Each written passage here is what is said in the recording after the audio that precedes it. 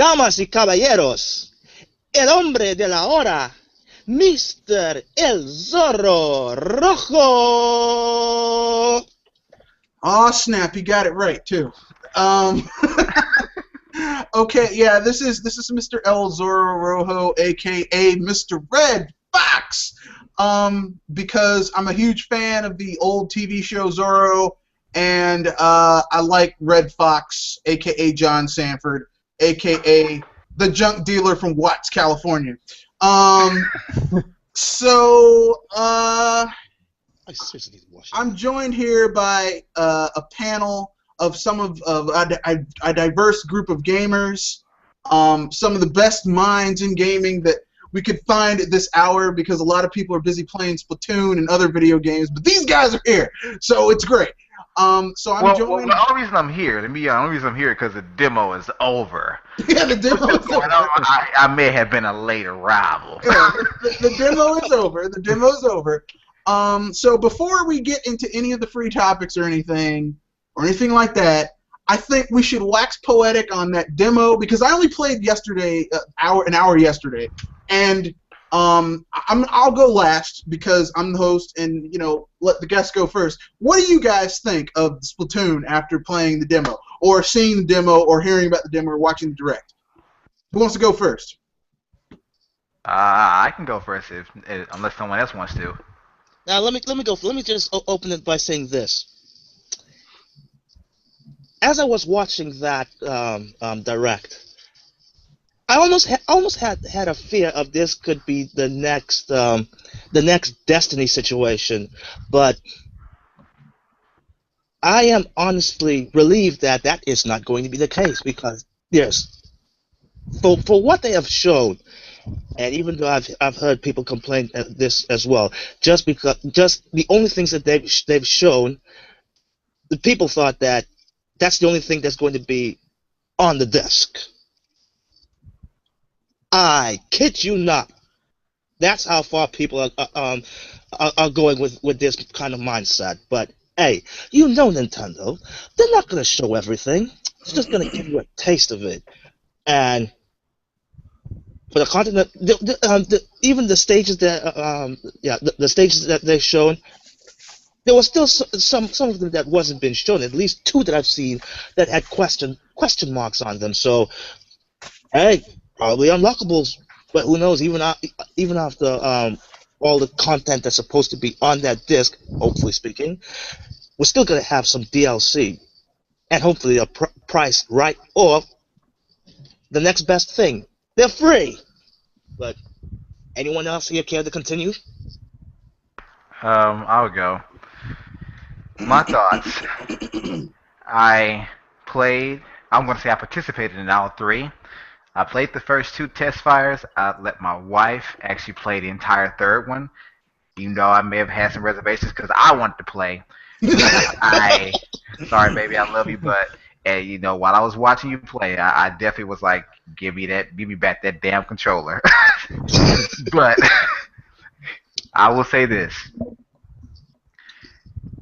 It has been a long time since I was actually hyped for a game, because I recognize BS when I see it. Oh. Destiny is one of them, Assassin's Creed Unity, Watch Dogs. I recognize when I see it.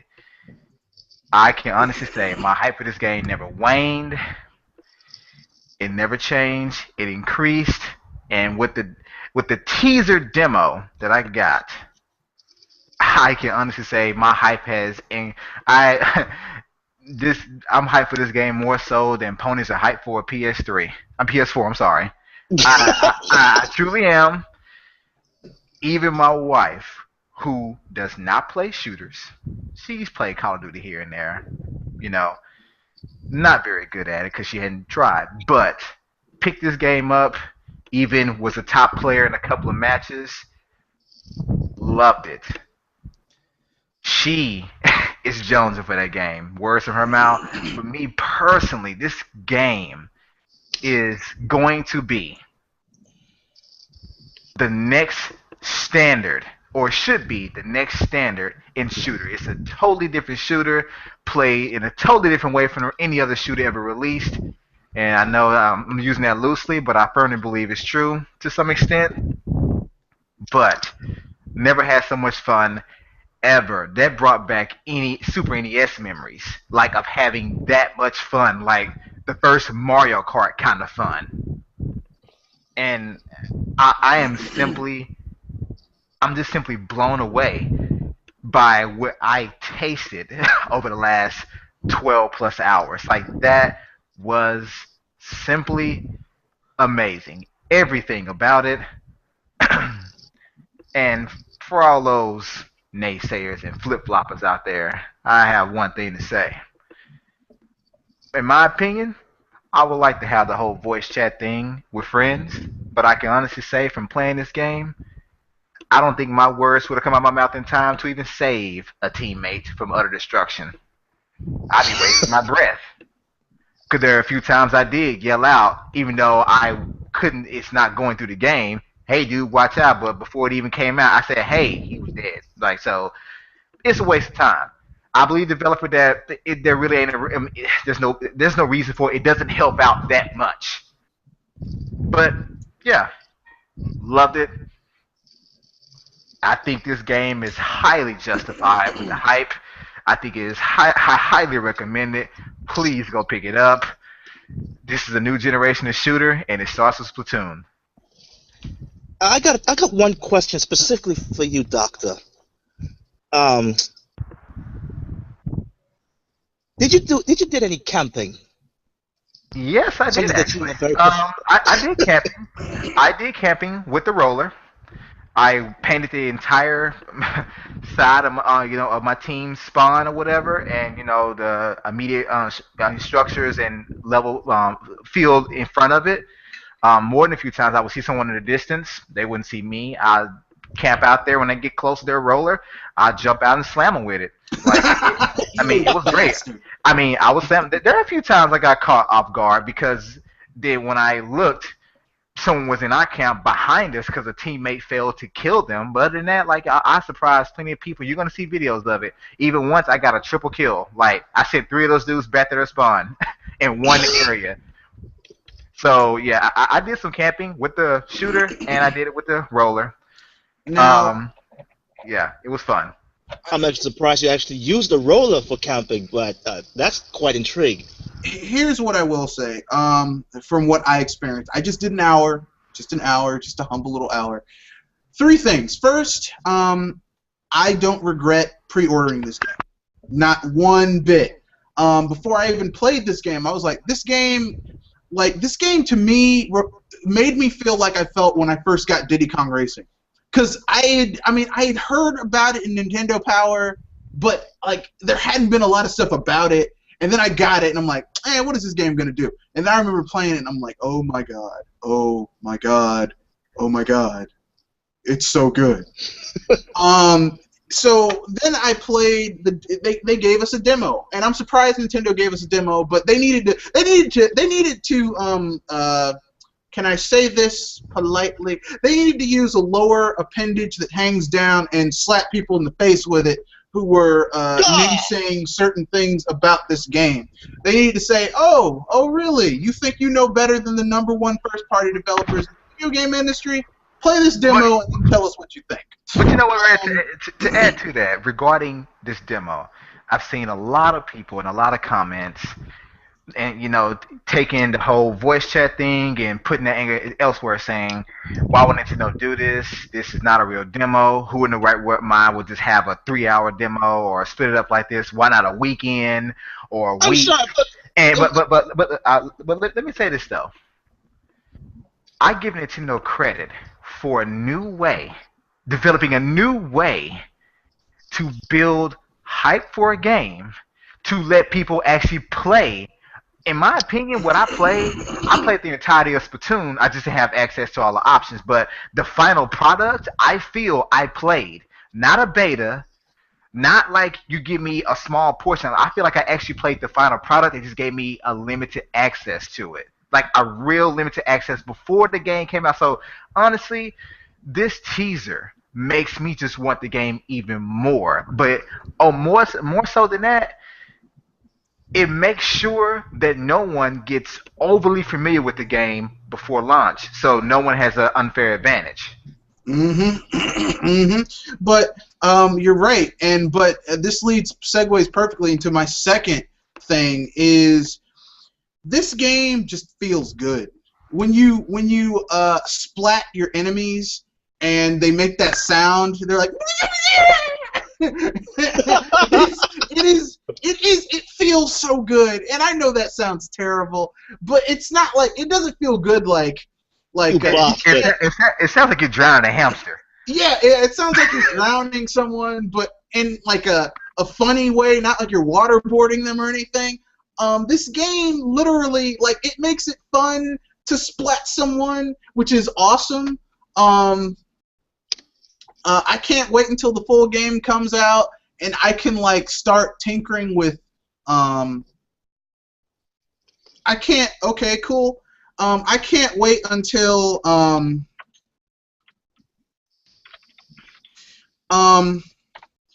can't wait until the full version of this game comes out. Because I'm gonna, everyone talked about the demo and the direct, but I'm gonna tell you something about that direct that people just forgot to mention. Has anyone forgot the dope dealer who lives in the back alley, who powers up your stuff? You know what, dude? Now that you bring that up, Nintendo to me, and I know this may come off as negative to some people, but Nintendo has been doing the same thing Disney's been doing for a long time, and DreamWorks. They put these adult references in these games, and you're like, dude, like, you're actually dealing drugs that I can't get anywhere else. You only take one form of credit. He's a dope dealer. He's like, hey, man, I can power you up. Just putting him in a back alley, that's already like, oh, Nintendo, you're freaking sly right there. I'm looking what he's wearing. He's like, I can power you up, but I'm gonna need some super snails first. I mean, he's a dope dealer. He's a dope dealer. And then how they said that the girl in the shop about the the headgear, and said, this is Mo, and then put on above his head like loser alert. Yeah. I mean, the game, but I mean, this is speaking of a dope dealer. But this is Nintendo style. Look, this demo was just a taste. They just give you a taste. It's like Mr. Big and Live and Let Die. They give you the first taste for free. The first taste is for free. But if you want to get more, you gotta come to this. I can see that, man, because I tell you, like, my wife straight up said, like, I'm jealous, and like, when is this available? I'm like, I've already told you, May 29th. She says, so that's right before I get off for the entire summer. I'm like, I don't like the sound of that because I don't want to come home from work and I can't play my own damn game. So a separation may be in order. You know what you might have to do, dude? I'm just saying. No, I'm not buying a second Wii U, and I'm not buying a second copy of the game. Well, I wasn't gonna say a second Wii U. What I was gonna say is just like you have the physical copy for her, and then you do the digital copy for yourself, or vice versa. But if you don't want to do that, it's your business, dude. All I'm gonna say is this: this game, besides, it has 2-player modes, so you guys could team up and become the dynamic duo of destruction. But what I will say is this: this game proves why Nintendo is like when I say that Nintendo is the #1 first-party developer, people are like, you're just a fanboy. No, I'm not. It is a fact, people, and I'm sorry if you didn't get to play. Let me severely apologize for what you missed out on. That's not me being funny, but I have to say, missing out on this demo was like a bank making a public announcement on the news saying, for 1 hour, we're going to just give away money at the bank for 1 hour. Yep. And that day, you're actually stuck at work across town. Like, you're going to be pissed. Like, but I am feeling that right now, man. But I will say this much, though. I think Nintendo might. I think they might.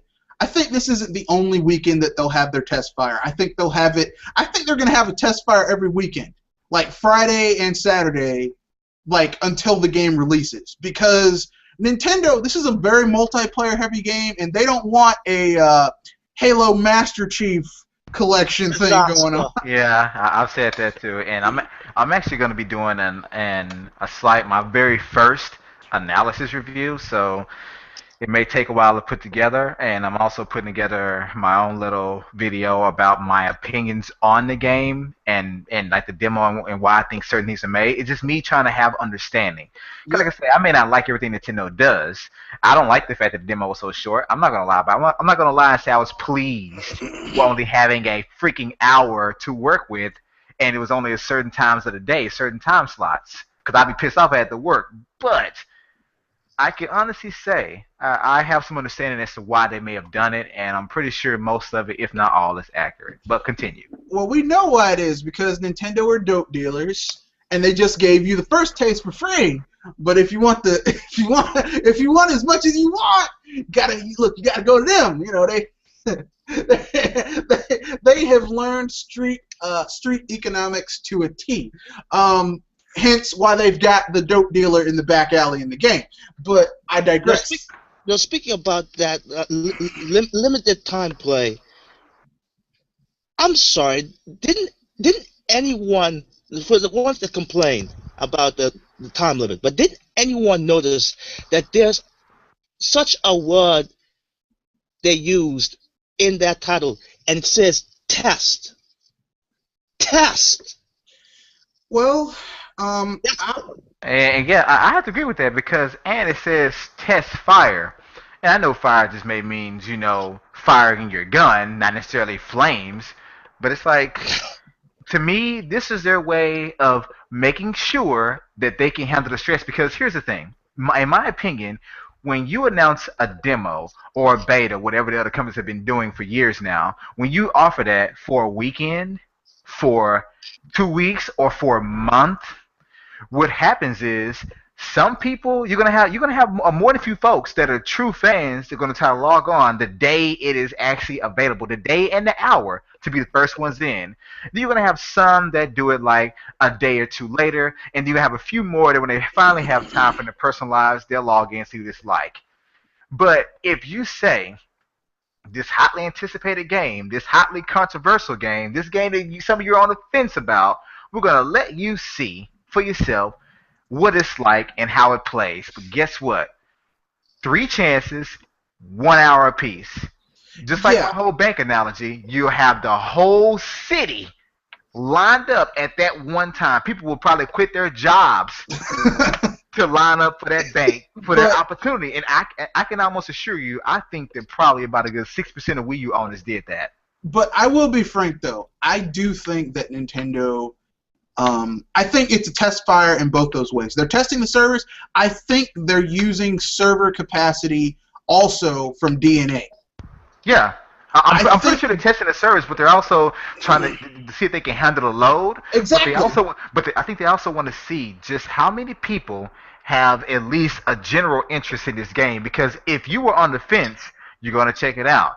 If you are hyped for the game, you're definitely going to make sure you don't miss out on all 3 of them. Exactly. And if you wanted the game, but you kind of felt some way about it, but you're not sure, you're still going to check it out. So it's like, it's their way of saying, okay, we have a goal for the whole rank mode, so let's find out how many people really want this game. Yeah, and all I can say about this game is this. Nintendo, I mean, you guys, this is why I never bet against Nintendo.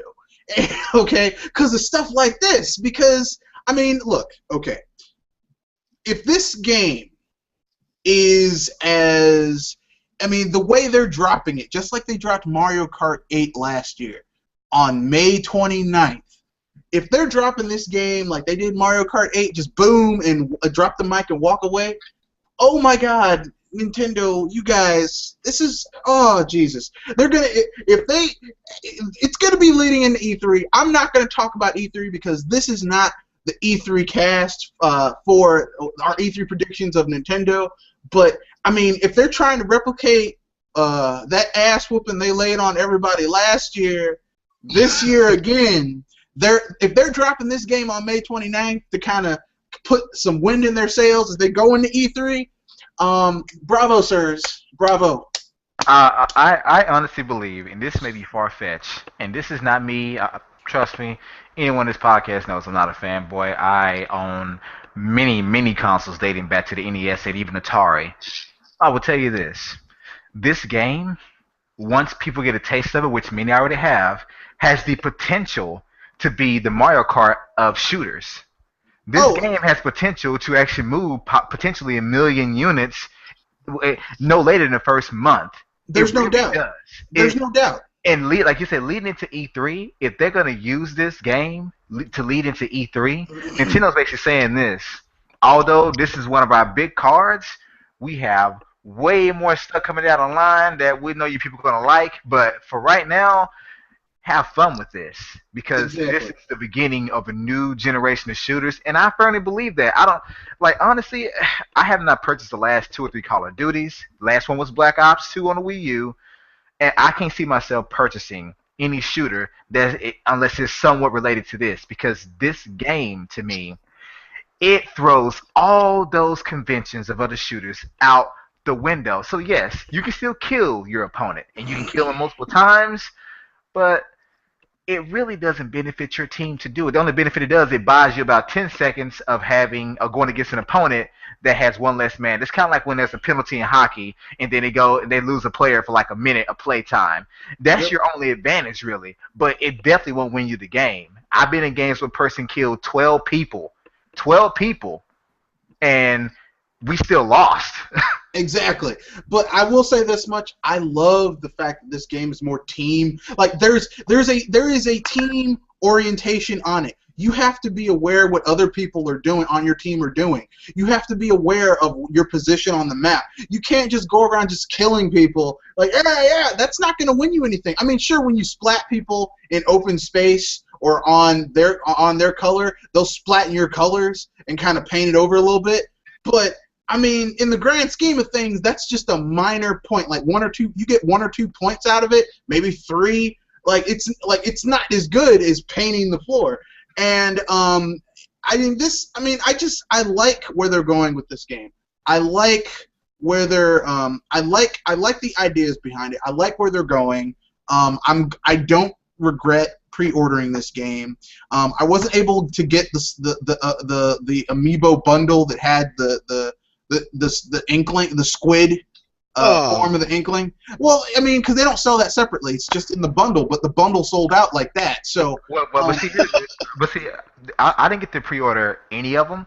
But I tell you this, I took off work that Friday, and I will be at Best Buy probably like 2 hours before they open, because there's going to be at least I would say 2 to 5 of those bundles that would not be for pre-order. That could be the case. That could be the case. So my thing is, I'm going to be at one of these retailers that day. I will have been playing Splatoon all night long. I'm not going to lie about that. I'm going to have it at midnight.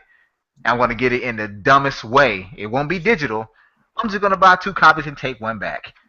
But moving on, I really hope I can get my hands on one. I'm pretty sure I can without having to pre-order, since that's dead in the water. But I would just say this. This is the first time in a shooter. I'm a big camper, guys. I'm a big camper, and I'm very successful at it. You ask anyone that plays me, my KD doesn't suffer, and I'm very good at bottlenecking. But this is the first time in a game where I actually enjoy running around more so, but I'm playing a shooter where I actually enjoy mopping the floor. Literally. Let me repeat that. This is a shooter, and I actually get joy out of pushing a mop around the level and actually confronting my enemy that has a gun with a mop. And I'm actually expecting to win this bout. And there are times I do win that bout. And here I am thinking, you had a fully automatic assault rifle, and I just effed you up with a mop. Exactly. I feel pretty damn good about that. That mop is, although there's one weapon that they're going to release later on in the game, and it's like a paintbrush, but it's almost like a melee weapon. Oh Yeah, my god! it's I want to faster be than the a mop, but melee it's guy. thinner. Yeah. I want to be the melee guy. I want to be the guy that runs up and like slashing dudes and then goes in the ink and goes over here. I want to be that guy. Or the dude, whatever weapon set you have to use where you shoot the ink missile that obliterates a block. I just want to.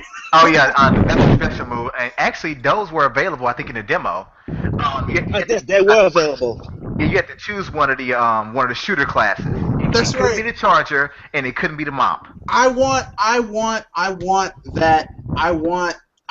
that weapon in the game. I'm just gonna specialize in that. It's like, now you've done it. You've made me mad now. Well, you can eat it right now. And let me tell you something else that I love about this game that I have not seen done in any shooter to this day. Any shooter. If you guys know one, correct me if I'm wrong. Feel free. I played Battlefield, Call of Duty, Unreal Tournament, Half-Life, tons of shooters. I have not seen any shooter where two people doing the exact same thing can actually kill each other at the exact same time. Because like in Call of Duty, Oh, like in oh, Call of Duty, if two people have a sniper rifle and both you fire a bullet at the same time, and you both have basically headshots, only one person's gonna die. It's like there's never a moment where two people with guns fight each other actually kill each other because it goes by um, I, your I bullet will, got hit first. Even if you may have fired your bullet, only one of you dies. I will say this. That actually happened with me long time ago on the N64 days with GoldenEye. Yeah, I can believe that. But in Splatoon, I would see a guy with a mop, and I'm like 25% before I'm empty, and I don't know what he's got. And we would literally go head to head and hit each other, and no matter how much ink you got in your mop, you both die. Like there was no, oh, he had more ink left, so he wins. If you two went head to head, you both died. And Yep. there's been shooters, people that had the shooter gun, they would be shooting me while I got the roller, and I would hit them, and I would still end up dying because he already released a pelt of bullets that were in the air before I hit him. And so those Yeah, bullets caused my death. I was like, this is the first time I've ever seen a game where two people firing at each other can actually kill each other. So even though actually, I may have killed him, he got a shot off before that. And the great thing this is that I like about Splatoon is that even if you're playing people who are good, there's always a chance that it can turn. Oh, dude, my wife was, I think it was like her second to last game or whatever she was playing. I'm going to make sure I upload it. I heard her complaining like, yeah, we're losing bad. We're losing really bad. And that clock said 30 seconds remaining.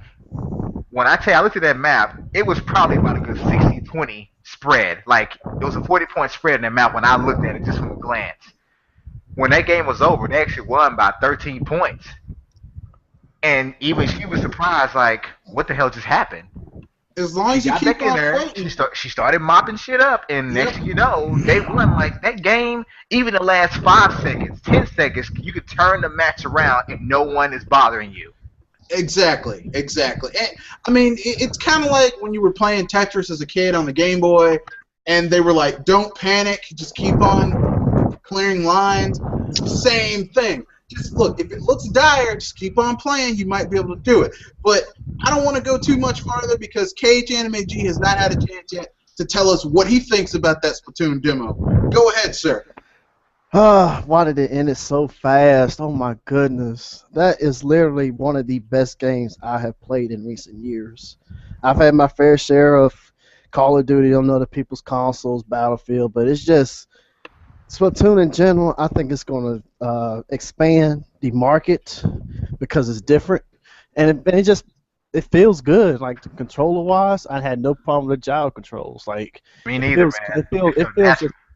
yeah, it feels comfortable. Like, oh my goodness. Natural. Yeah, Natural.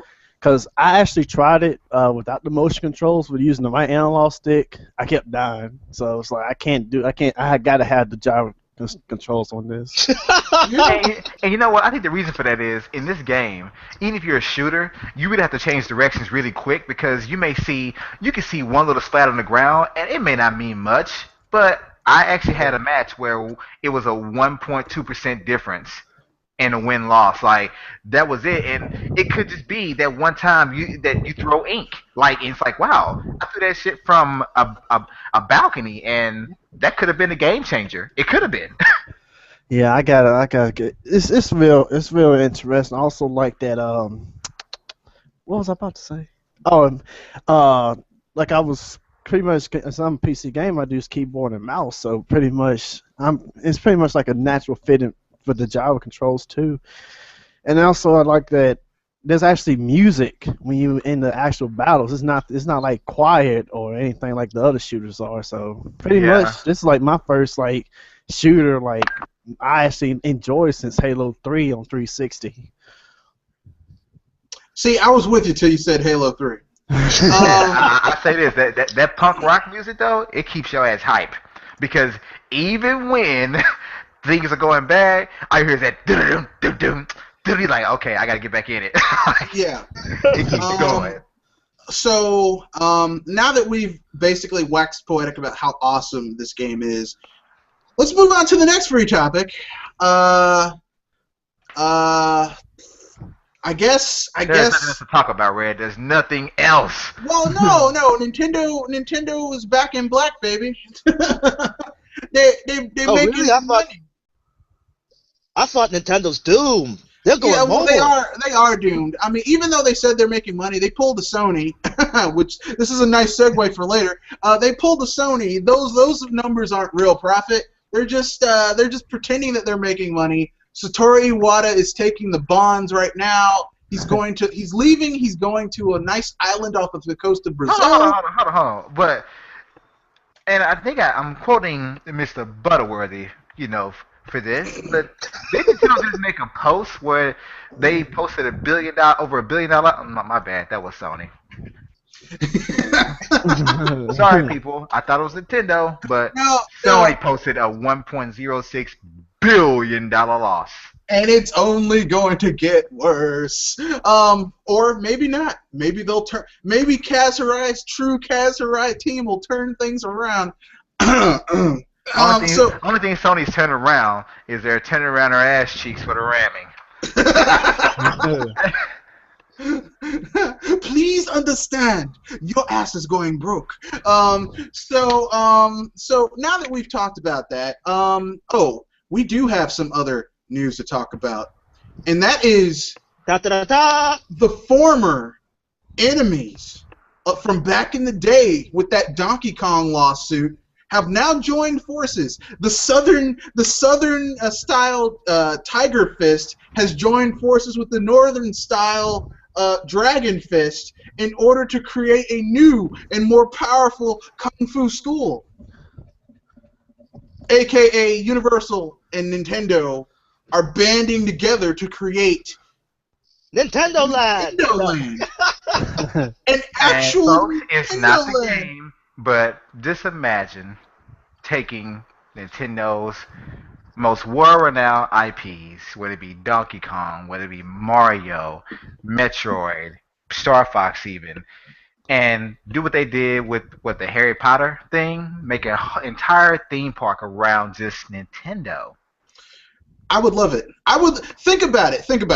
A sci-fi Metroid ride where like you see like Federation Marines trying to evacuate. No, I got you beat, man. I got you beat. I want you guys to hear me out real quick. Go ahead. Imagine this. Close your eyes and imagine. I'm doing it right now. Imagine a little go-kart track in the shape of an 8. In the shape of an 8. And imagine that laying in the track, or laid all around the track or whatever, are these plushy items, such as a plushy shell, red shell, green shell, blue shell, or whatever. And while you're riding in these go-karts, and this is a very safe track. You pick this plushie while you're driving. You grab it from the ground if you're able to do that, and it has a little small, whether it be NFC or sensor in it, kind of like with laser tag. You throw it at someone's car, and their car reacts to whatever you hit them with. So let's say you pick up a green shell plushie, you throw it at the person in front of you, it's going to pick up that sensor and be like, I just got hit with a green shell, I'm going to slow down for like 2 seconds. And then you can just start back going again. I can imagine a real life Mario Kart being made. Oh yeah, That would be heck yeah. awesome. But I mean, I like Mario Kart, but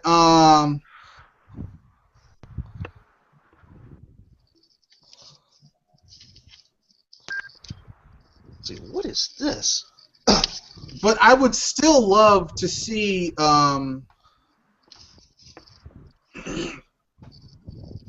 I would still personally love to see Metroid? I would still like to see a Metroid experience, kind of like Indiana Jones experience on Universal Studios, or the Jaws experience at Universal Studios, where like you have to literally get off of this frigate, and you have these Federation Marines trying to lead you off, and just when you think these aliens are gonna get you, Samus comes in and saves your ass.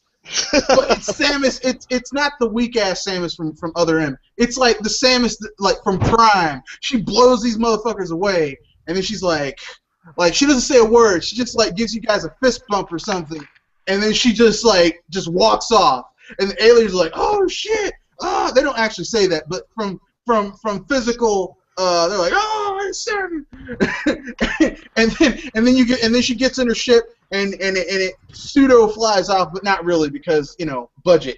If there's a Metro ride, I'm telling you, if they make a Metro themed ride or section of the park, I'm only going there for one reason. And when I walk in, I'm going to say, "Where's the Zero Suit Samus?"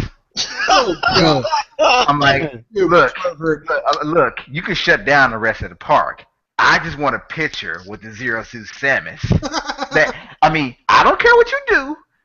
Like, well, sir, I don't care what I have access to. Yes, I bought a full park pass only to see piece of ass. that is well. Well, what if they manage to get the rights to Bayonetta? Oh, okay. Well, yeah. In that Star Fox outfit. But Oh, oh. no, the Princess Peach outfit. No. It's the Star Fox outfit for me. I'm like, she's a Star mercenary. She's a Star mercenary. Yes, she is. But I digress. This dropped some breaking news. I'm sorry, No, go ahead, Triple M. I'm not sure. I'm not sure if you guys. Yeah, I'm not sure if you guys recall that Nintendo did an event in New York. They basically made a miniature level that people can walk, play on, and so forth. You think they're going to do a full blown one in Universal Studios? You say like a Lego? You say Legoland or whatever? No.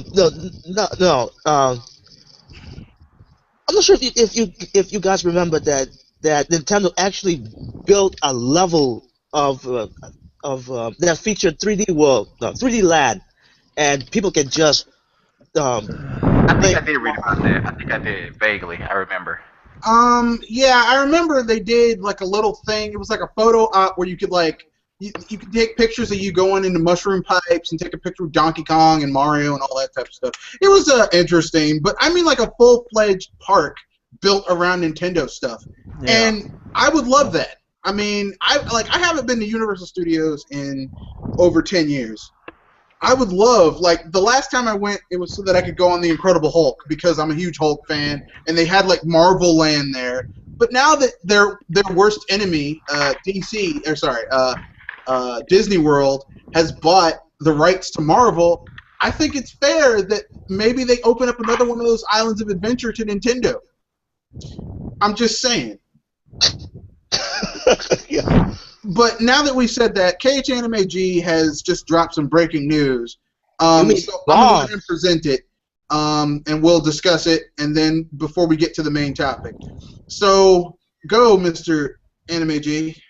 All right, I just put up a website. Pretty much, there were some smugglers in China that's pretty much helped some of the sales of the PS4, and that is wow. I never expected something like that to happen. But then again, it is Sony, so we're kind of used to them, lying about sales numbers. Yeah, I read about that about I think 2 or 3 days ago, where like the people like in the black market, 'cause consoles are still like, well, they just opened the gates for consoles just recently, but like they're buying the consoles so they can sell them illegally, and in some places in China, even because like I think right now like the PlayStation 4 only has 7 sanctioned games that are allowed by the Chinese government, like 7 games on the PS4. Yep. But those other games that are out there, which I think are well over 100, they're buying those games and selling them to people in that country. Yeah.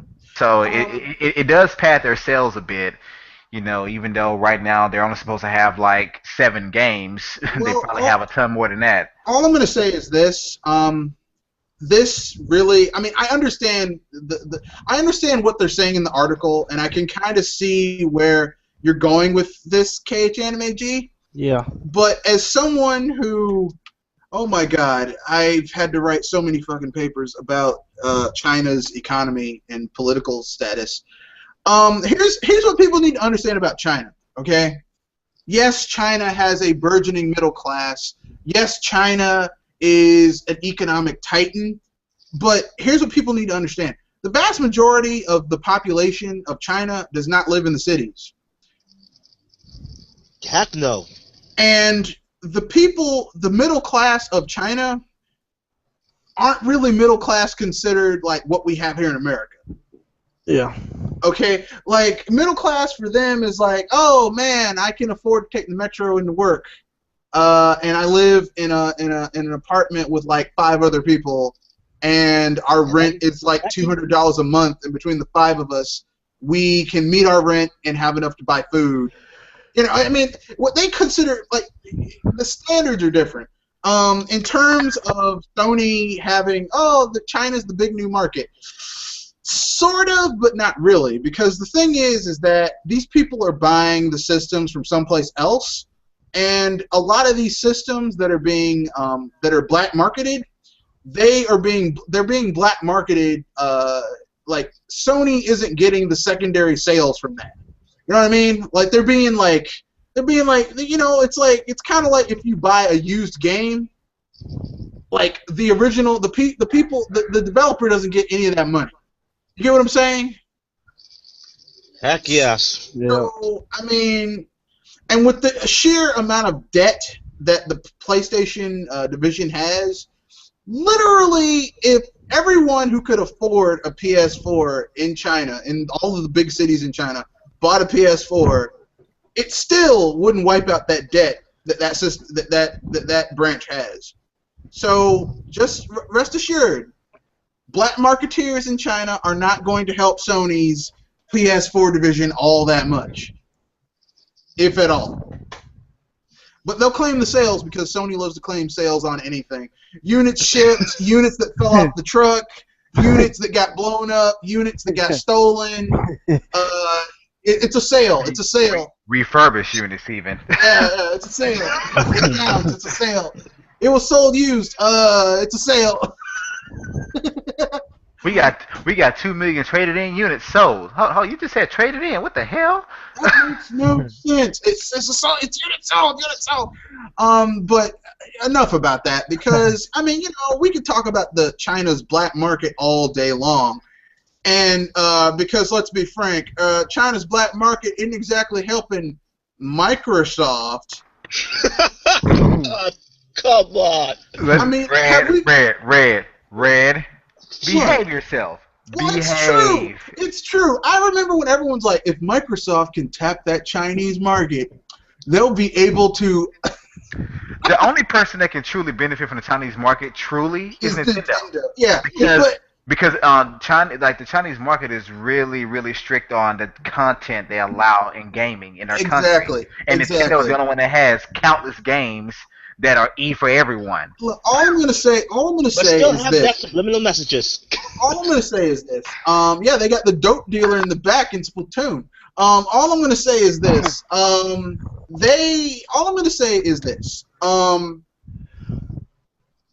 Microsoft released their Xbox One, and it flopped in China too. I mean, it flopped in China. It flopped in Japan. I'm still remembering those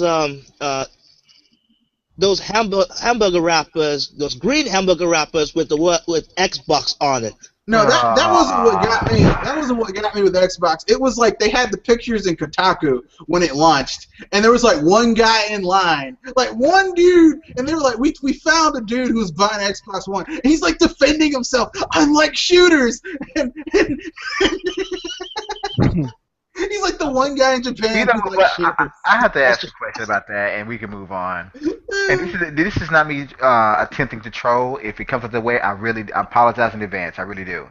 But Preemptive. I mean, no. But seriously, when you game online, typically the people you bundle that you link up with in a lobby are regional. So if only about 7 people have an Xbox One in China, like I wonder what their online lobbies look like with the shooter. Well, and if they are linking up with folks in Japan, which is still few in number, and people in America, I bet the lag is horrible. well, from what I understand, the games that like they launched with the same lineup of games in China as they did in Japan, roughly speaking. It was a bullshit lineup in Japan. It was a bullshit lineup in China. I mean, none of these games were like, I'm like, you launch with this shit?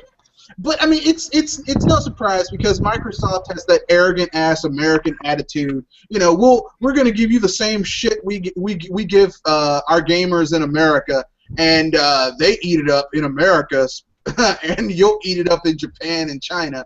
And I don't know about China, but I know Japan. They have higher standards than the shit that a lot of people buy on Xbox here in America. So. I mean, I think they were like, you're not going to fool us with this shit. But enough about Microsoft. We're here to talk about Sony and what we think they're going to do at this year's E3 or 3 or Trace or Trio, whatever you want to call it. So, without further ado, let's get into what we think Sony is going to do at this year's E3. Who wants to go first? Uncharted Trilogy Remastered. No, seriously. What do we think? Okay. Well, I'll go first. Okay, Dr. Feelgood, go. Okay, I want y'all to listen carefully. Okay, listen very carefully. Well, here's what I think they're gonna do.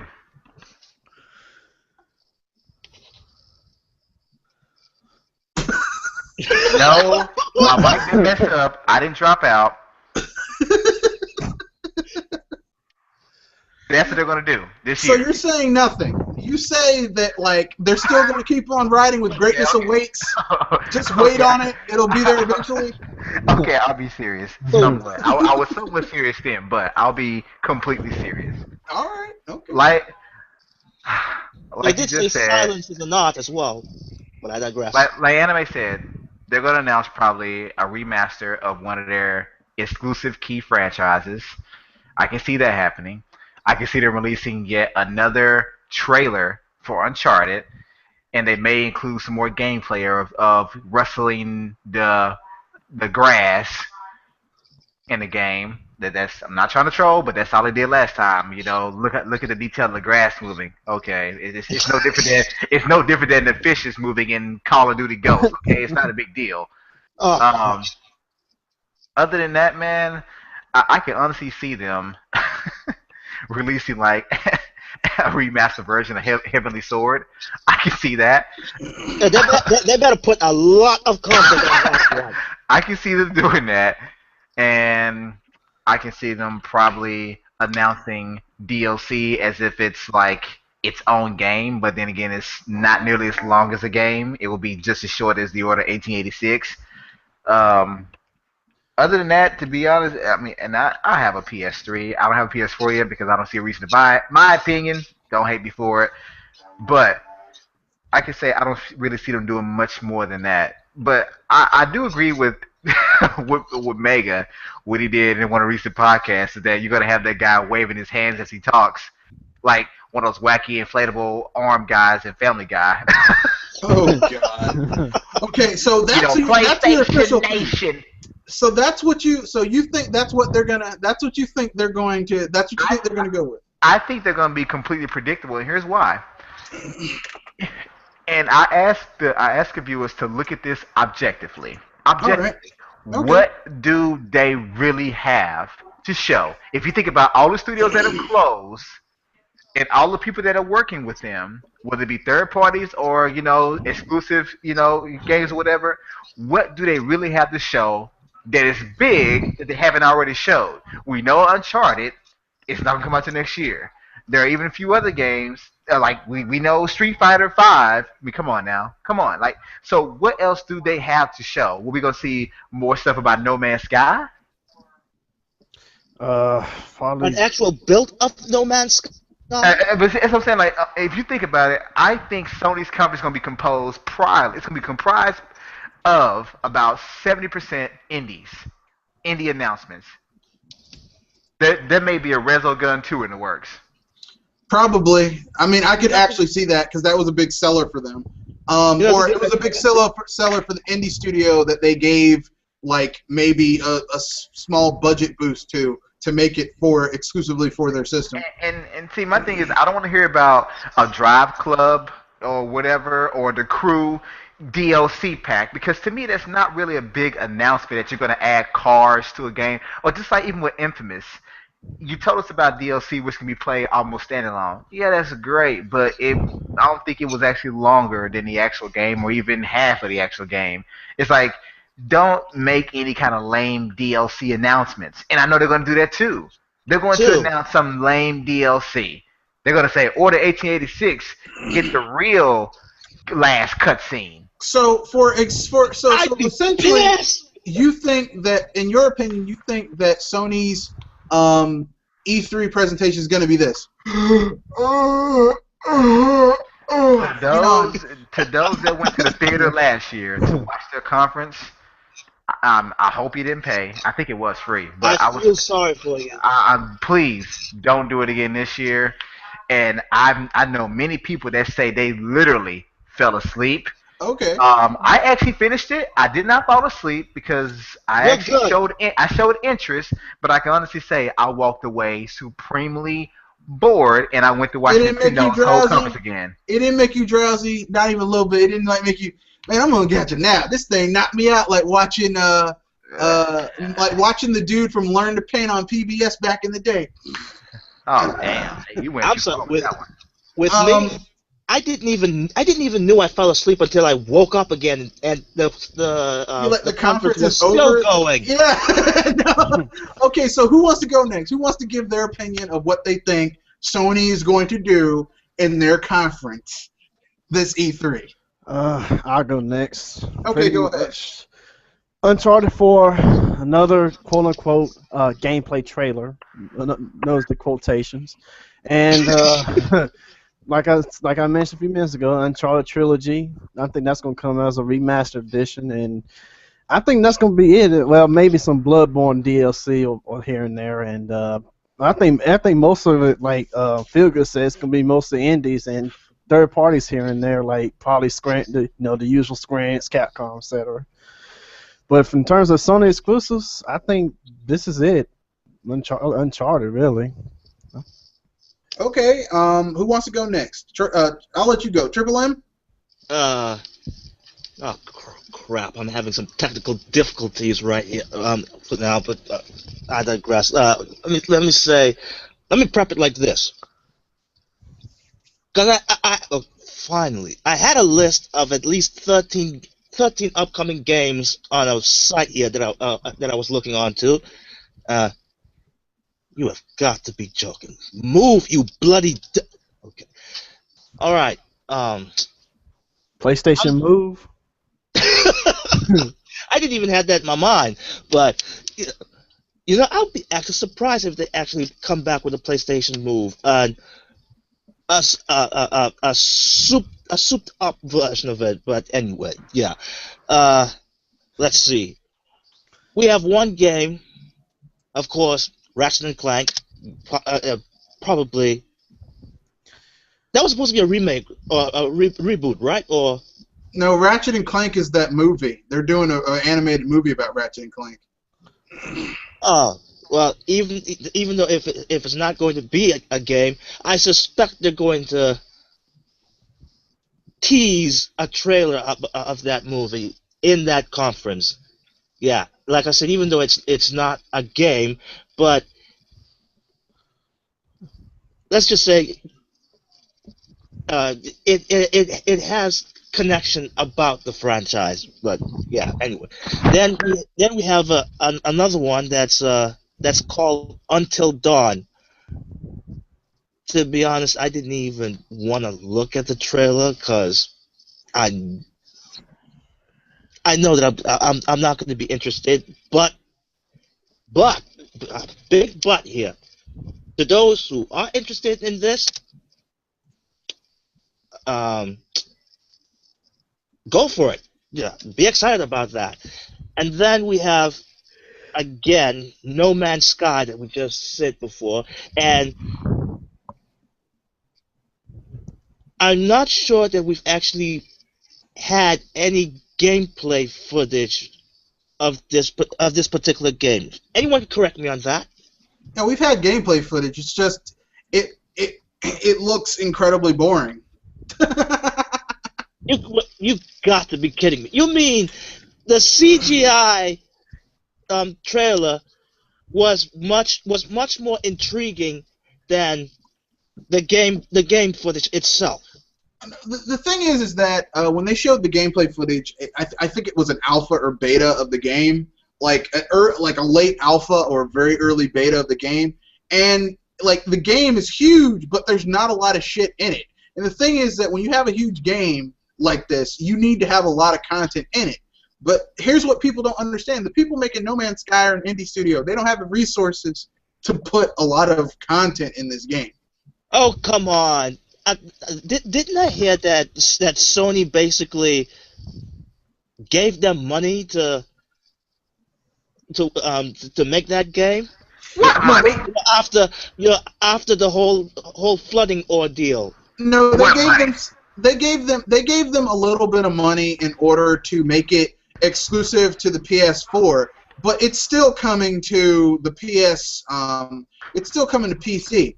So I mean, they just gave them money to keep it off of the Xbox One, basically. So that's what, and I literally only wanted to talk about exclusive, but since I talked about that, Yeah, a lot of that shit's coming to PC. So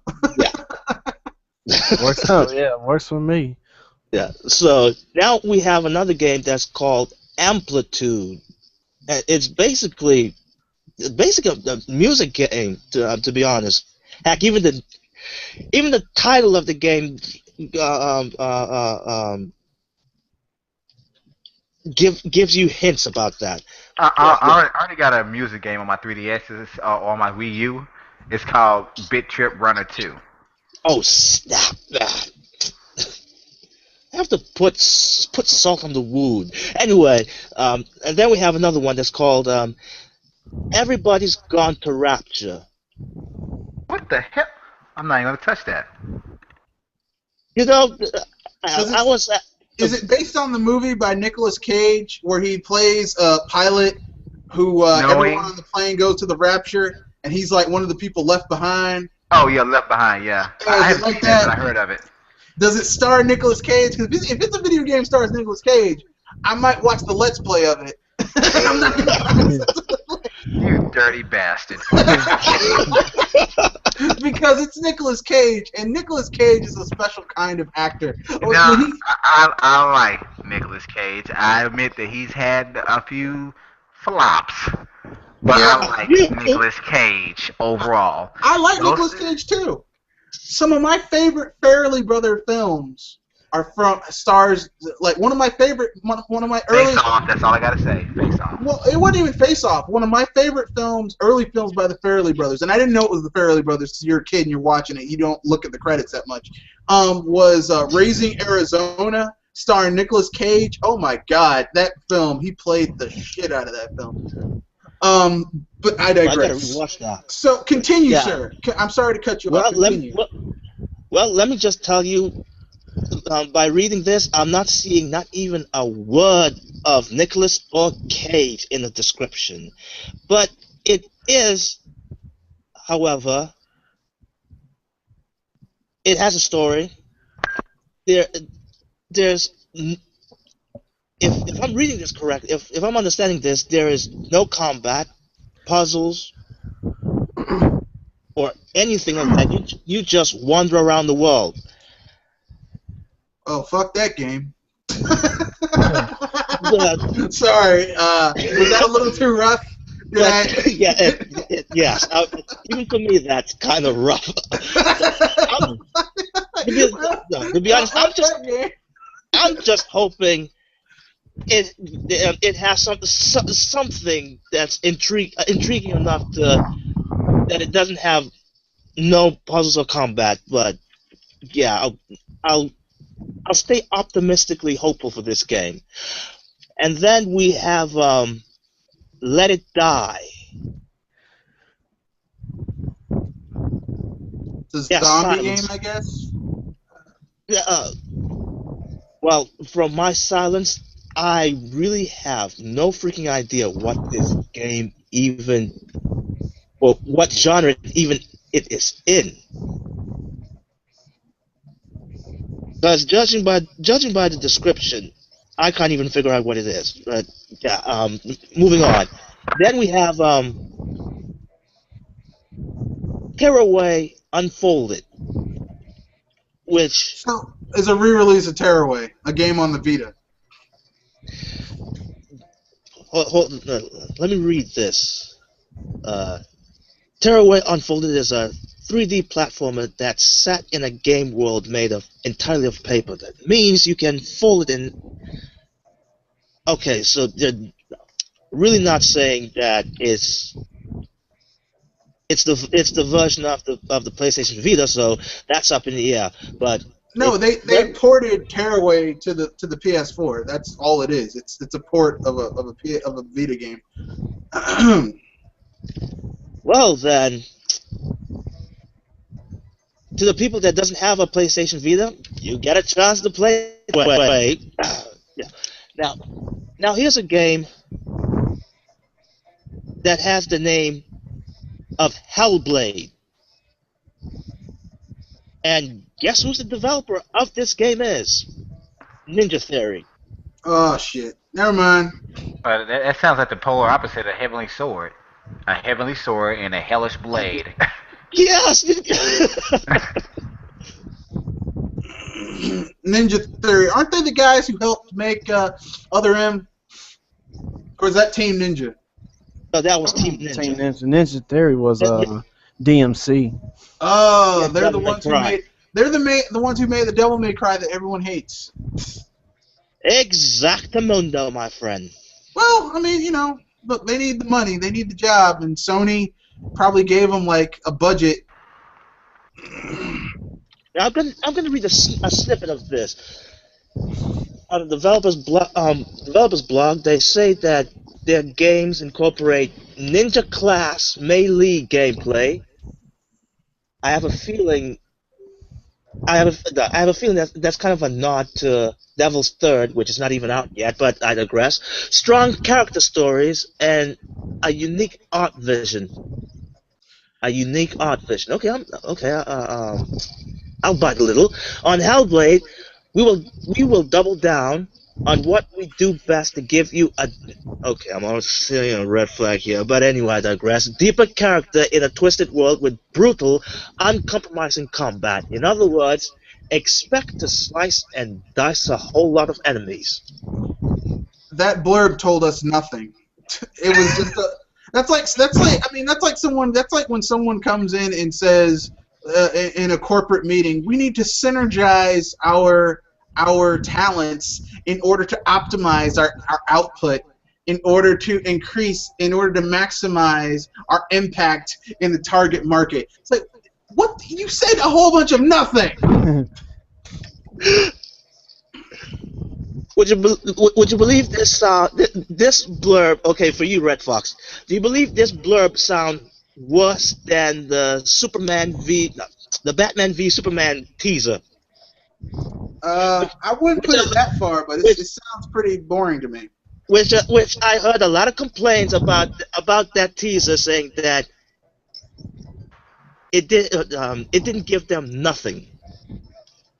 All right, all right. Oh, okay. What else? So what other games are on there?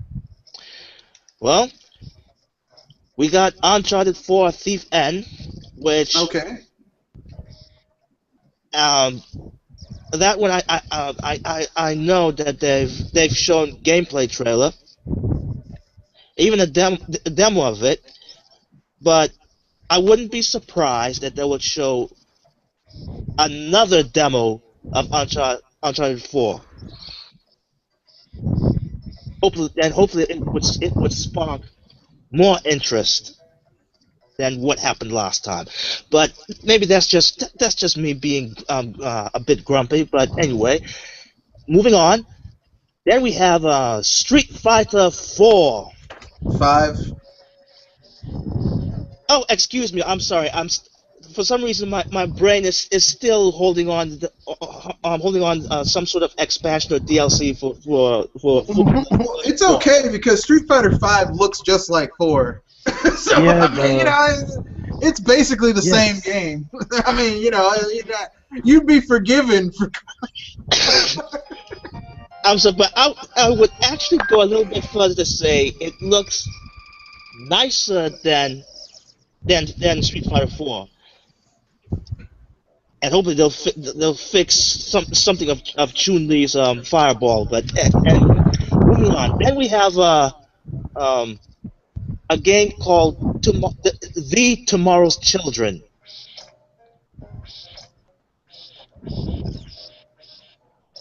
which I'm just Okay, who's playing the treasury level in Super Castlevania 4? Me.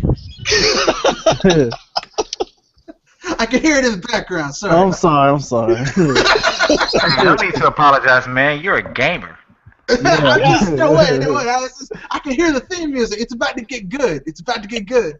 and I would have to say you are just Kay, you're just spicing up what supposed to be a monotone voice of mine, No, and talk about what they're going to do in the conference. look, man, Merv Griffith couldn't make Sony's game lineup sound good. So, look, just keep on. How many games we got left on that list? I believe there's 2 or 3 more. But Okay, go. we got a game called Rhyme, which is actually colorful. Then we have Wild. Yes, that's basically what. I would, if I may interject, those are probably the 2 games I really hope that they turn out to be as good as they look. The concept in both of them seem great, but Yes. concept means nothing without execution. I've so many times seen games that conceptually sound great and look great, but then when it comes to detail and bringing these concepts to life, it's lackluster, at least when done by other companies.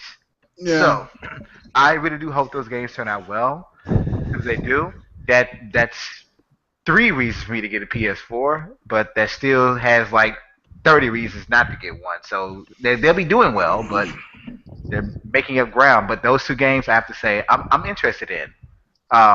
WoW looks a little empty, you know. It really does. Mm-hmm. But I'll have to see how that turns out. I I'm sorry, really but do. But I'm interested though.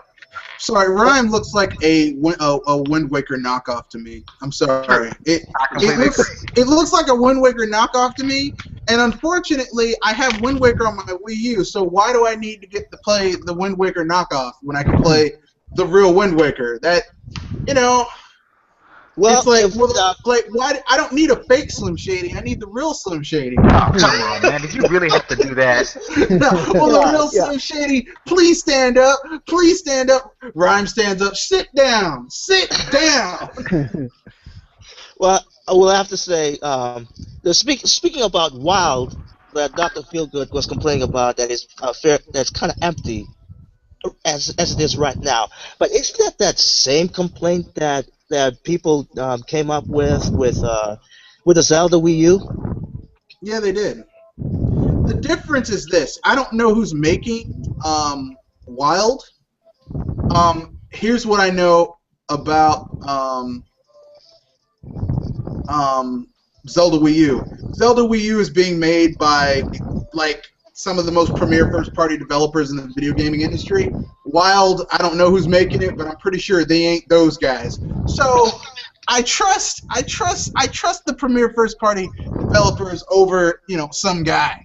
Some guys who I've never heard of. I think isn't Wild being done by Michelle Ancel, if I remember correctly. Seems like I have to look it up because they didn't even put the developers team up in here. But Yeah, I think it's being made by Michelle Ancel. His little pseudo indie studio.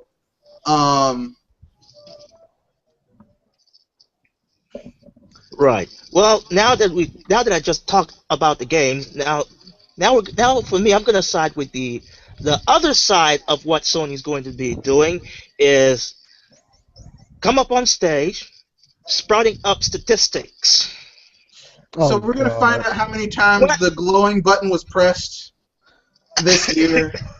Yep, that the glowing button, the share button, the that that pad, whatever you call it on the controller, the um, the PlayStation Now service, or how frequently it's going to be used, all that shenanigans, and that is going to that is going to eat up the time for the conference for about half, or maybe even more than half of it.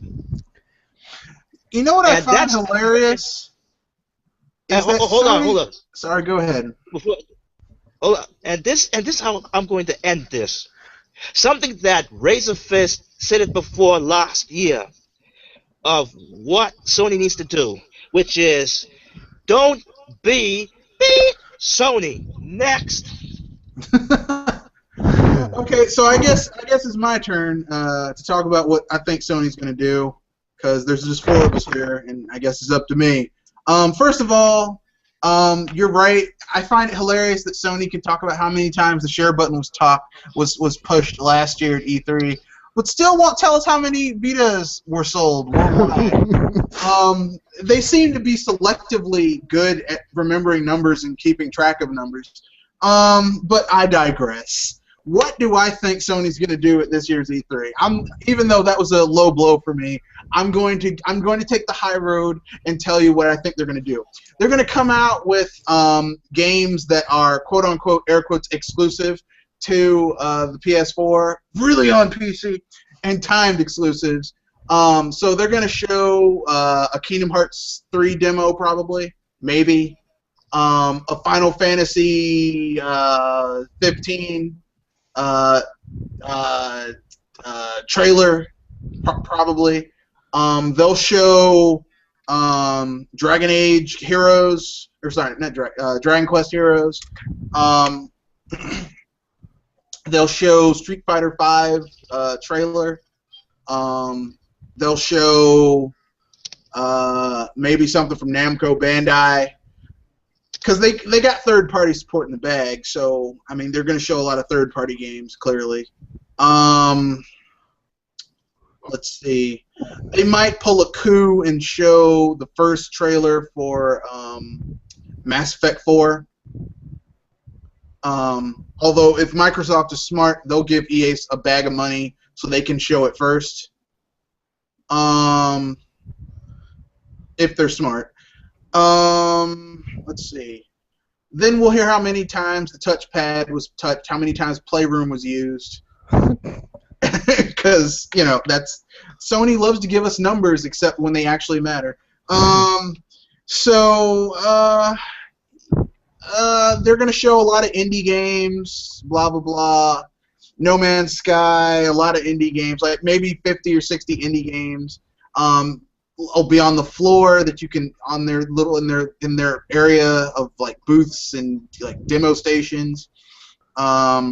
They might have like 20 in the sizzle reel that they'll have, and they'll probably end it with something big for Sony. So I'm calling it now Killzone 6.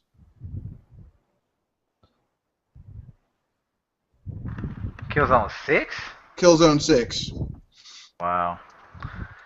Killzone 6. I think Sony. No, to me, I honestly do not think they're going to have any real surprises that fans are looking for.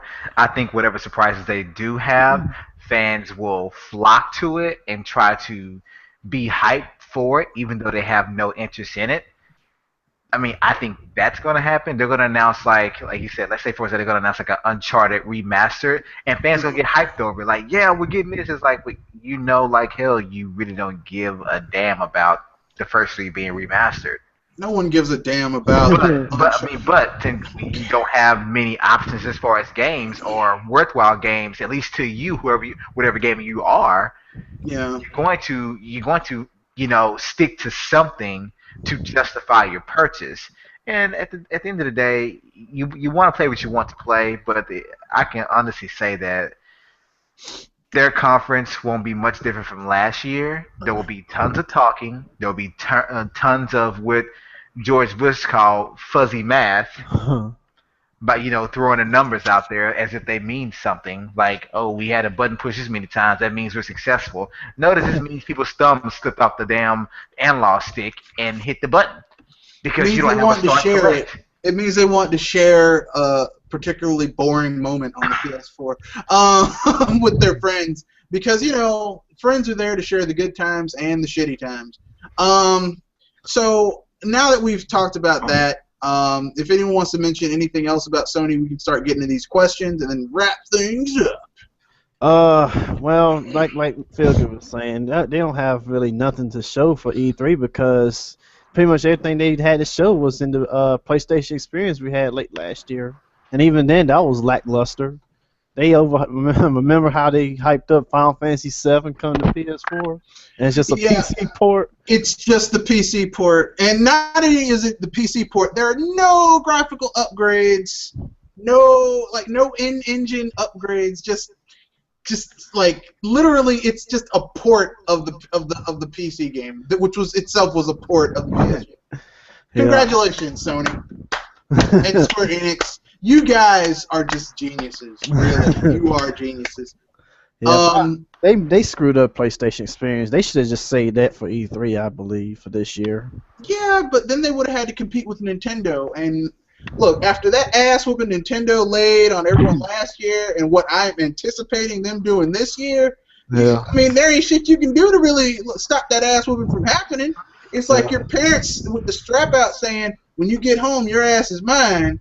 I mean, ain't shit you can do to get away from it. You think you're going to come in, sneak in, go to bed early, don't have supper? They wake your ass up with that strap in. And I can almost guarantee they're going to announce a new custom console for one of their upcoming games that's probably not due out until next year or into this year. Uncharted 4. And there may even be a new, I would say, we're going to have a new 1 gigabyte, 1 terabyte PS4. I can actually see that happening. I think Microsoft's going to do the same thing, but without PlayStation. Even still, one of the things they're going to talk up a lot is they're going to have a new version of their console coming out, and that's about it. They don't. The thing is that Sony doesn't need, literally, with Sony sales being what they are, they don't really need to do anything. Because people are going to buy. People have bought the PS4 with almost no games to play on it, on the promise that greatness awaits. So really, Sony doesn't have to do shit. Literally, the Sony America president could come out there, turn around, put the microphone to his asshole, fart for 3 hours, and Sony fans will go and buy a PS4. So at this point, I really don't know. I have no idea. I'm just saying it's going to be the usual suspects. It's probably going to be boring as shit. And I'm probably just gonna pass. I probably won't be watching that thing live, and if I do, I'll fall asleep halfway through it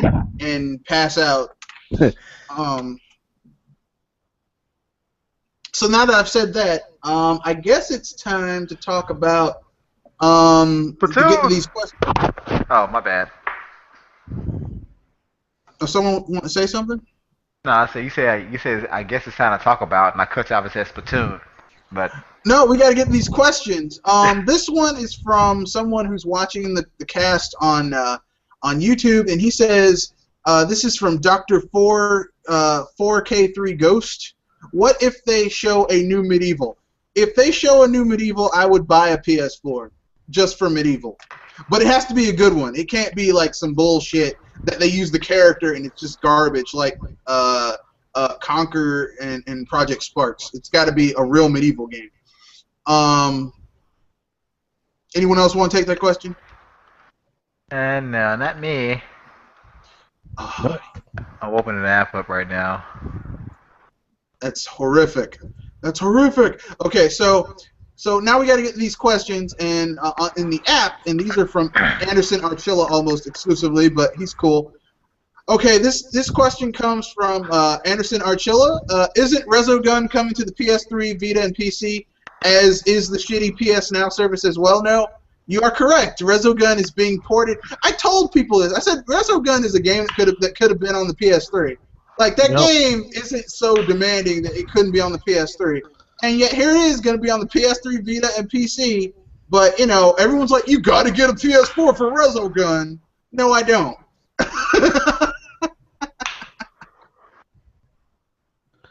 I'll get the next one. From Anderson. You think they'll make a Jack and Daxter movie as well? They're already smacking people in the jaw with the Sly Cooper one, and smacking people in the squishies with the Ratchet and Clank one. But to use the entire PS2 Trinity is to be a bunch of assholes. That's a great question. And yes, I do not put that past Sony. I can see Sony saying, we're gonna. I can honestly see Sony saying, let's make a Crash Bandicoot movie, and it's gonna be live action. They could make you could actually make Crash Bandicoot work in live action, because basically Crash Bandicoot's just like a Tasmanian devil from Looney Tunes, basically. I mean, true, but they, I know they have a movie division, and I understand, but E3 is not about movies. It's about games. Now, if this is Comic-Con, I understand you promote your game and your movies, because it's just about, basically, fictional characters, things like that. The E3, Electronic Entertainment Expo, is supposed to be about games. You don't see Canon showing up saying, here, buy a new camera. No, it's about games, interaction with the device. And to me, movies have no place. And even if it's a video game movie, no, say that for Comic-Con where you can get the most reaction out of it. Well, I mean, it's Sony, so I mean, look, I don't put anything past Sony. Sony is like that crackhead that lives in your neighborhood that like crackhead, man, what the hell? They'd be like, well, they'd never do this, they'd never do that. They're addicted to crack. They'll do anything to get more crack. Okay? Not on this golf course. Anything. Okay, the next question is once again from Anderson Archilla. You know, F-Zero AX has a feature where if you buckle yourself in, the seat moves as you play. There are also virtual roller coasters or simulation pods, so to speak. Wouldn't that make for an epic F-Zero ride / racing simulator? You are correct, sir, because when I went on Back to the Future, that's basically what Back to the Future used to be at Universal Studios. And I would love if they managed to do something like that with Metroid or Metroid's the only one I could really think, or F-Zero or Metroid, where like you're on an F-Zero track and you're racing with like the F-Zero racers and like you're trying to make it and everything, and they did some stuff like that. That would be awesome. That would be part of the true Nintendo Land experience. I just hope they don't take the cheap way out by taking some of the current rides and just putting Nintendo branded IP names on them. Like, well, see that, like, don't take the Back to the Future ride and just put Metroid or Star Fox, because I'm gonna be pissed It's like, no, I want you. And I know Nintendo is known for quality, and I know they're probably going to be they're dealing with this directly as well. They're going to be very hands on with it. But I really do hope Universal doesn't try to be cheap and be like, you know what? Let's take this and just basically just slap Nintendo's name on it. Well, I would normally say that's a good worry, but Nintendo basically cashed out $1 billion out of their $10 billion stash, and I think they used it as part of this deal with Universal Studios. So I think they're going to have some creative control over what IPs are used, what's going on, and if they put Shigeru Miyamoto in charge of this shit, it's going to be awesome. It's gonna be awesome because I remember he said that he would like to see Nintendo IPs as rides in an actual Nintendo Land at some point. So our next question is: as a lifelong resident of the land of the damned, known as Los Angeles, I remember going to Universal Studios Hollywood as a kid, taking a picture with Crash Bandicoot, missing a chance to take one with Spyro, and getting slimed. Life sure is funny, ain't it?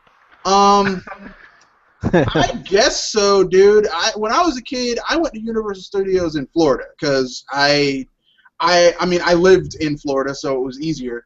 And remember when they had that TV show on Nickelodeon called the Video Game Challenge? Like, I tested to be on that because I was like, man, I could play better than these kids. And on the video game portion, I could play better than those kids. But I didn't get in because they got some fat kid to go before me. So I was like, shit. And he lost. I'm glad he lost because he stole my spot, that fat bastard. I could have won an Apple II computer. Well, it wasn't Apple II. It was a Macintosh something. But I could have won that computer, that bastard. But I digress. Basically, I mean, I don't know. I always preferred Universal Studios over Disney World when I was a kid. So, I mean, I always liked their attractions more than Disney World because Disney World always felt more kiddie to me. And I know that sounds. I'm using that as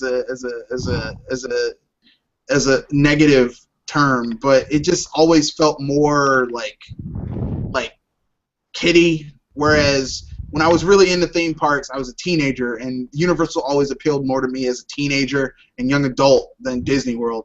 So, I don't know. Anyone got any thoughts on this? I'm good. Okay, all right. Pass. So our next question, once again from Anderson Archilla. Even though at this moment many Sony executives are chaining their suits and ties for bankruptcy barrels and nooses, is there really no hope for one of their good dormant IPs to come back for one last hurrah? And well, I won't say there's no hope, but it definitely won't It definitely won't help save the company.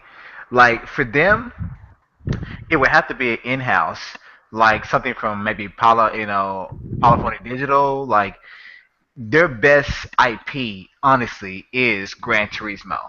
And the sales have been going down for that, The too. sales have been going down ever since Forza came into the picture, and some will argue that Gran Turismo is more realistic, has better physics. Others will argue that Forza is better. I'm one of those people because I have all the Gran Turismos, like 1, 2, 3, and 4. But I can say that I really do respect that IP and franchise. I've thrown away thousands of hours in it, but a racing sim is more or less a niche genre that no matter how good it is, you would never reach the audience or the amount of people as say Call of Duty. You just won't. It's not something that's easily accessible. Anyone can pick up and play it, and most of them do offer like an arcade mode, but at the same time, that's pretty much the only thing they have that's truly theirs. I mean, and you can say God of War, but people didn't like 3 too much, although it was a great looking game and epic, but at the same time, they say as far as story, it sucked compared to 2. And since 3 finished, where could you take the next one? You really can't take it anywhere else based on a story. So they really do have virtually nothing left. Even the folks that did Uncharted, 1, 2, and even 3, the people behind it, they left. So they have nothing left to go back to. Gran Turismo is great, but it won't generate the sales that they want. and nothing can save them. So yeah, they could. So to answer your question, yes, they can. One of them can come back, but it won't save them. It just really won't.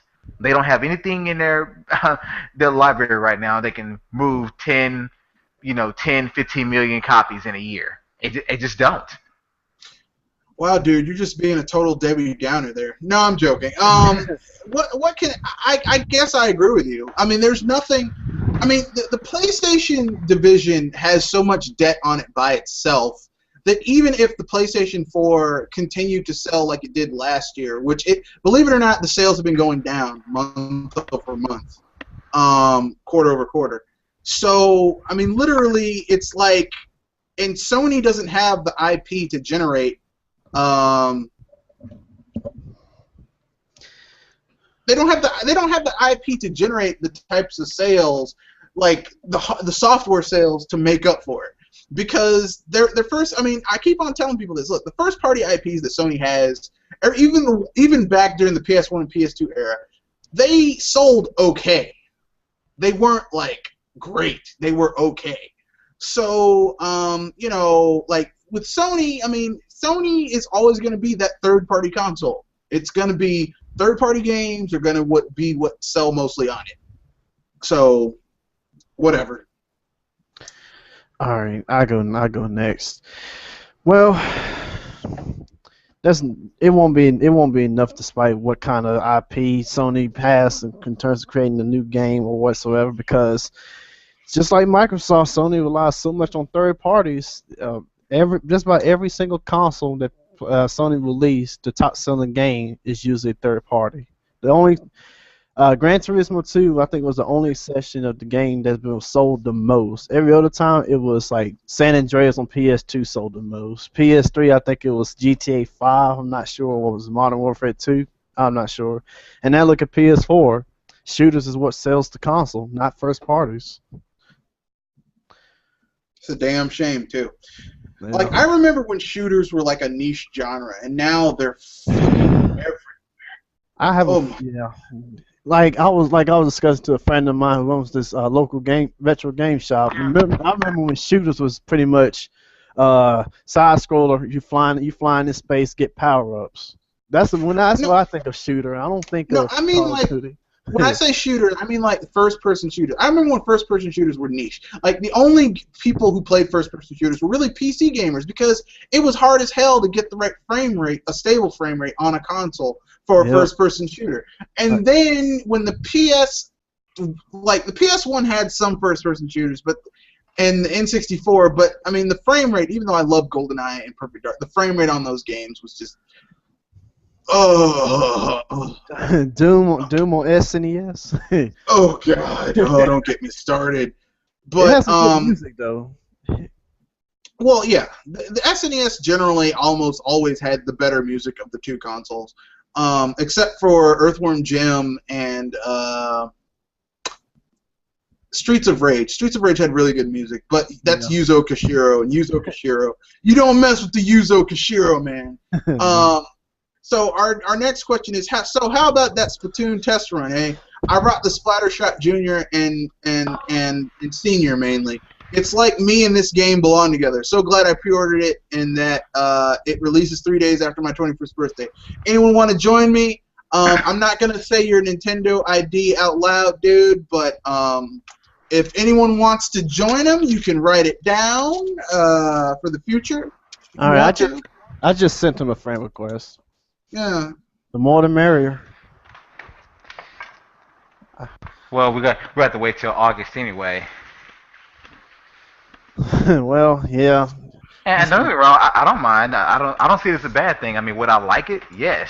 I definitely would appreciate it. But at the exact same time, as I say, when I release my video, I can understand why they did it, and I will explain it. But yeah, I have to wait till August. But yes, I definitely would take that down.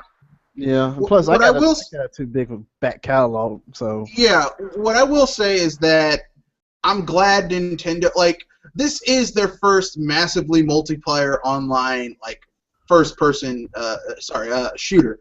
Like, and it's like, even though Mario Kart has multiplayer and online multiplayer, it's not to the same level of interaction that you're gonna have in this game. Because in Mario Kart you're just racing. Like literally you're just like you're doing your thing and you can mess with other people. Literally in this game you're interacting with other players on a level that you just haven't seen in other Nintendo IPs at this point. So I mean this is their first time really doing it, so I want them to take their time and do it right and not just throw some shit out there, because we've seen multiplayer games that were just thrown out there and how that shit just failed miserably. Battlefield 4. So you know, we don't want that to happen on a Nintendo console, because then people would really be hating on the system, and I wouldn't blame them for not purchasing it if it was put out like that. So our last question here from Anderson Archilla is, that Metroid ride you guys mentioned sounds similar to a past Disney attraction called Extraterrestrial. You guys ever seen it? It just screams Metroid. Actually, it was not a Disney thing. It was a Universal. Well, Disney had a version. Disney had Extraterrestrial, and Universal Studios had Earthquake, and they were both like events type rides where like you're on a tram or something and shit's going on around you. And I just thought that would be a really cool type thing, because you really can't make a ride where you're in the role of Samus, because like Samus has definitive identity. It's really hard to put do not say you can't do it, because Nintendo, if they're involved, they'll find a way to do it. So if you think about Nintendo and all the things they made possible that people didn't think were possible. I didn't think the concept of the Wii U was even possible with a second screen. Right, you're right. I take that back, because Nintendo always manages to do things you never see it coming. Like I didn't see, if you had told me after the N64 they would have came out with the GameCube, I would have said you were lying. If you had said after the GameCube they were coming out with the Wii, I would have said you were lying. If you said they were coming out with the Wii U after the Wii, like I mean the name aside, like the way it like everything works together with it, I would have said you were lying. So I mean I take that back. They probably could make it work. I just would like to see a thing where I would like to see them expand upon the Metroid universe, because it's a rich universe. I mean, in my opinion, the Metroid universe is more interesting to me than the Halo universe. Yeah. There's more shit. There's factions. There's shit going in it. Like I remember reading the Metroid manga. And it like there's like a rivalry between Kraid and Ridley, because Ridley is psychotic and Kraid is super intelligent, and like Ridley just goes around just destroying colonies and raiding shipping lines, while Kraid's like, hey man, let's not raid every shipping line so that you know they won't know where we're gonna hit, and they keep on going in the routes they use so that you know we can continue to make profit. You know, and Ridley's like, I'm gonna kill everybody, and like there's like it's this all this back lore and stuff, and I would like to see that expanded upon. And I think Nintendo could do it if they hired a good writer, but not the guy who wrote the script for Other M, because fuck that guy. And I will say this, when it comes to the whole Universal deal, whatever, people, this is great news. Don't get me wrong. I am excited about it. I've never been, and I would like to go, especially for this. However, don't expect to see this in the next year or two. This is probably something you won't see for the next 5 or so years. Well, I won't say that much, because it doesn't really take their time with things. Like Nintendo doesn't want to do something until it's done right. Well, no, people are doing things faster now than they did back in the day. What I will say is that don't expect these for at least 2 to 3 years. And I mean a full 2 to 3 years. I mean literally you might hear about it in 2 years, and then you'll probably see the inklings of the rides in 3 years. Yeah, like much I like to see it sooner, but yeah, but that's the first thing I thought about. I said, yeah, even though this is great news, we won't see the results of this for another 2 or 3 years at least. But I mean, on the other hand, it could be good.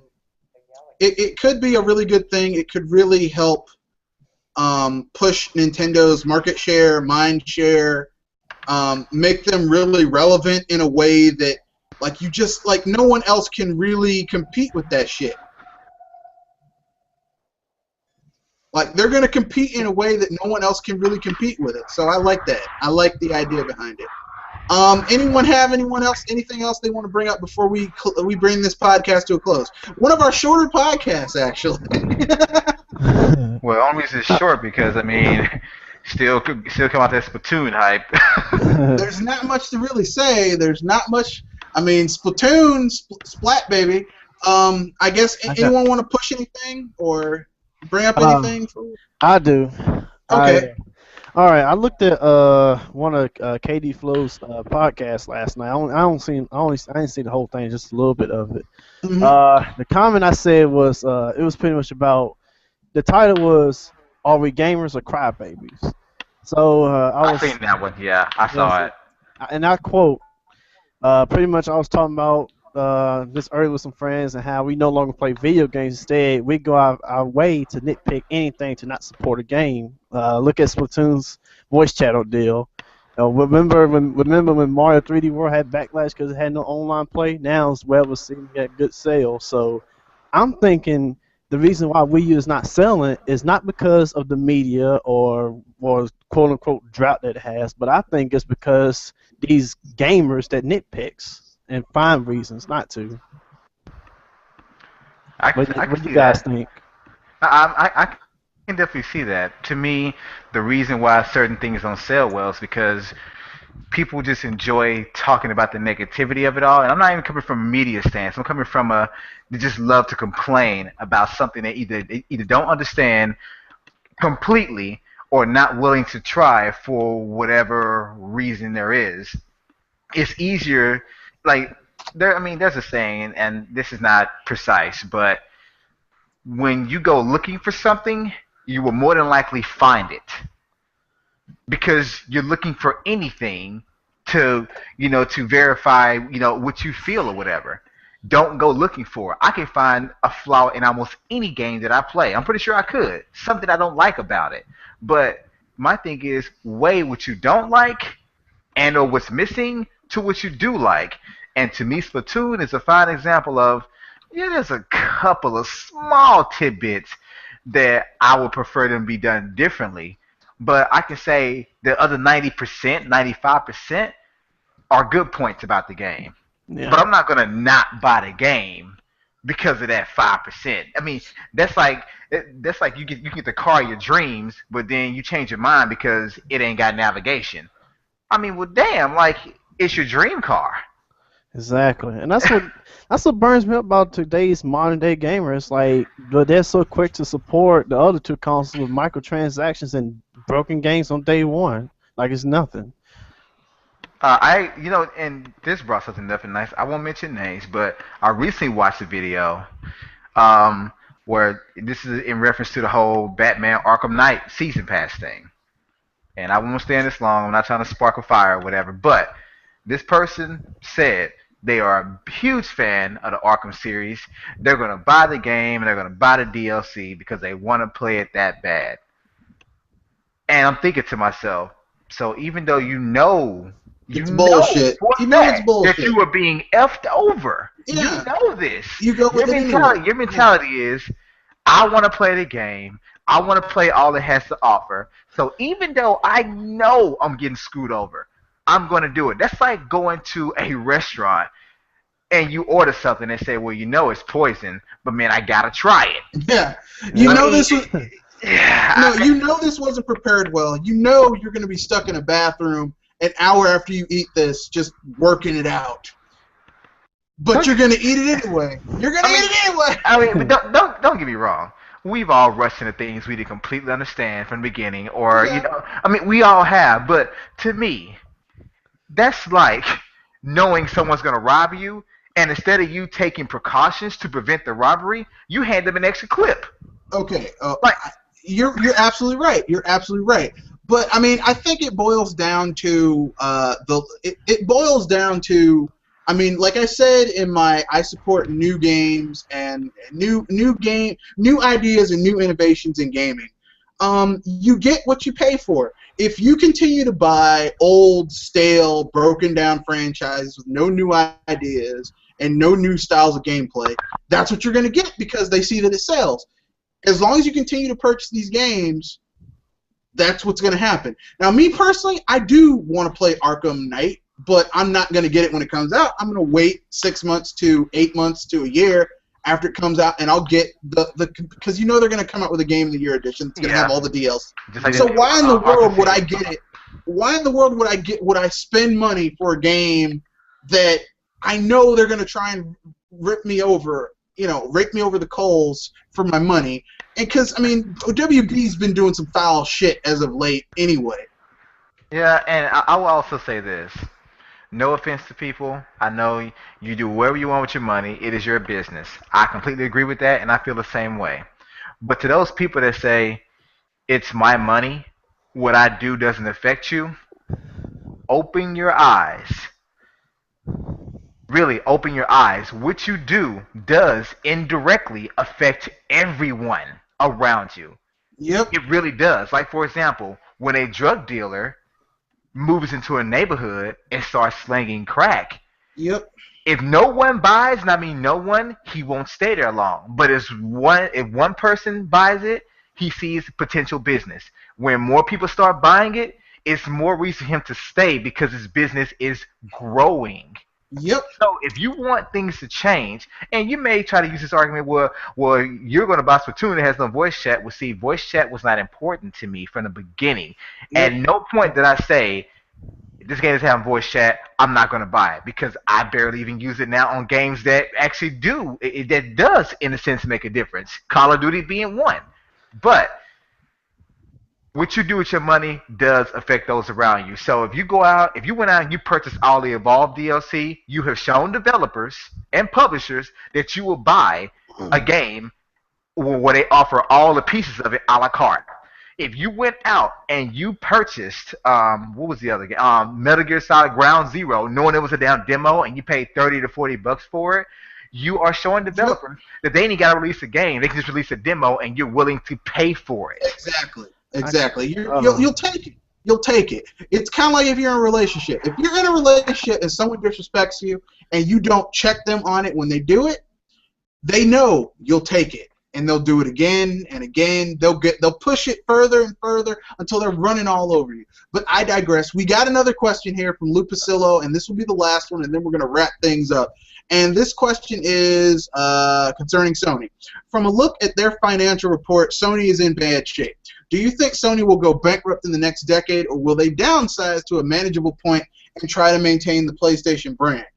Who wants to get on this first? I'll go. Okay, go ahead. I think there will not be a PlayStation 5. There will be a streaming service. I know that may sound a bit off topic, but that's part of it. 2, they're going to sell off the rest of the remaining divisions, and I think they may keep. They're either going to keep just the movie division or movie and PlayStation. But even then, the PlayStation division has a mountain of debt. People like to post the whole thing of, well, they just announced a profit of $300, $400 million. Like, yes, but they also had about 7 years of debt in the billions. I think it's like $6 or $7 billion they owe the rest of the company. So, and they taking out loans. I mean, Sony owes a lot of people a lot of money. Sony's like the person that they actually got a loan from like 10 different loan sharks at a highest interest rate. There's no way they can make that money back. So either two things are going to happen. They're going to drop completely out and sell off all their divisions, or they're going to keep PlayStation and gaming, but even if they keep PlayStation, it won't be around for long, and if it is, it won't truly be owned by them. They may still somewhat control it in a sense, but it'll be owned by someone else. Well, they can't afford to support it. Well, they can't afford to support because you look at this. Look at what they were able to do. They were spending themselves in debt during the PS3 in order to keep the PS3,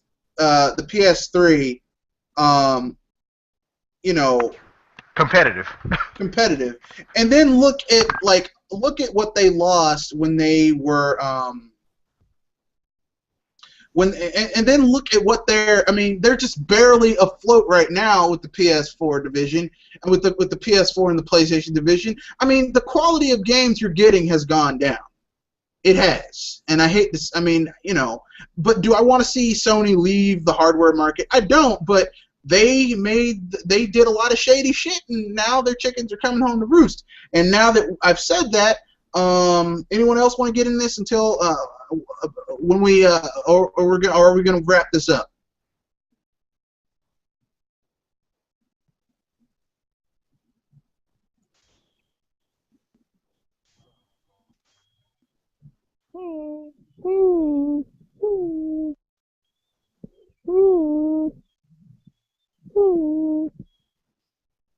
Thank What you. happened? I don't know. Some troll got in here because I didn't send him an invite, but he got in here. So